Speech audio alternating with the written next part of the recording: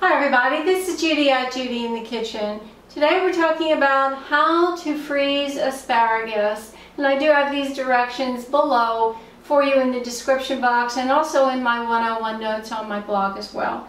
So if you want to freeze asparagus, maybe you've got some in the fridge and you know you're not going to be able to use it before it spoils. You do want to freeze it at its peak, but at any rate, if you have extra and you want to freeze, all you need to do is give it a good wash, remove the woody ends, and either leave it whole or cut it up into whatever size pieces you're going to want to use later on, okay? And there's two ways to do it. You can do it in a boiling water bath, or you can steam them. So if you want to boil the asparagus, once you've got them prepped, bring a pot of water to boil, drop them in there, set your timer right away, and you're going to blanch them for anywhere from 1 to 3 minutes, depending upon the size of the length of the pieces and how thick they are.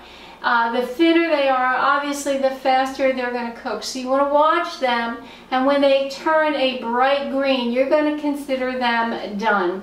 Now if you're steaming them, you want to bring a pot of water to boil and place them in a steamer basket over that boiling water. Cover the pot and then allow them to steam for 3 to 6 minutes. Again, that's going to depend upon how long your pieces are and how thick they are.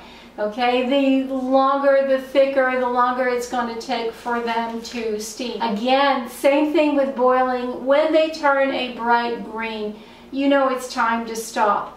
And either way you go, as soon as your time is up and you want to stop that process, remove them from that hot area and immediately put them in a bowl of ice water and allow them to stay there until they're completely chilled.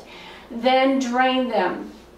Now, one way to freeze them individually so you don't have a big solid mass of asparagus pieces in the freezer, you could lay your drained pieces out on a tray and put that in the freezer for just an hour or two and allow them to freeze individually, and then transfer them to either a freezer bag or a container that's got a good tight fitting lid and put them in the freezer. And like that, they're going to keep for you anywhere from 8 to 12 months when done properly.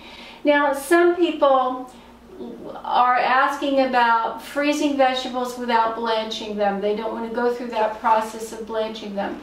Yes, you can do that with asparagus as well as other vegetables, but that will not stop the enzyme activity that is going to continue to age those vegetables even in the frozen state.